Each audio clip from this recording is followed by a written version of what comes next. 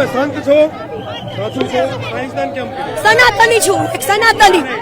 અહીં સ્નાન શું કામ કર્યું? આ બાજુ, આ બાજુ. શું કામ કર્યું? બધા કરે છે, જો સનાતની છું. હું જતીનલ વાય ને ભરવાનું, કોઈ આરોપી નથી હો. હા, હું જતીનલ વાય ને ભરવાનું, કોઈ આરોપી નથી હો. હા.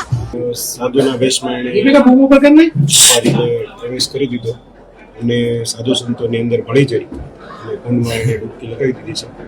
અને આ વસ્તુની ખબર પડી એટલે તરત જ સાધુ સંતોએ અમારું ધ્યાન દોરતા અને તાત્કાલિક ધોરણે આમાંથી બહાર કાઢવામાં આવી છે. અને આ બાબતે ઘણી અખાડા જે સાધુ સંતો છે એમને પૂછી અને આ બાબતે જે કંઈ પણ કાયદેસર કાર્યવાહી કરવાની થતી હશે તો એ અમારા અર્ધ કુંભની અંદર ખૂબ સારી તંત્રે વ્યવસ્થા કર્યા છે અને જ્યારે રવેડીના રૂટ પણ 500 મીટરના વધારવામાં આવ્યા છે અને રવેડીના રૂટ પૂરું કર્યા પછી સાધુ સંતોએ મૃગી કુંડમાં સ્નાન કરે છે. પણ દુઃખની વાત એ છે કે જ્યારે સાધુને ભેષમાં અમુક લોકોએ સાધુના કપડાં પહેરીને મૃગી કુંડમાં સ્નાન કરીને મૃગી કુંડને ગંદુ કરવા માટેના કોશિશ કરે છે ત્યારે બહુ દુઃખ થાય છે.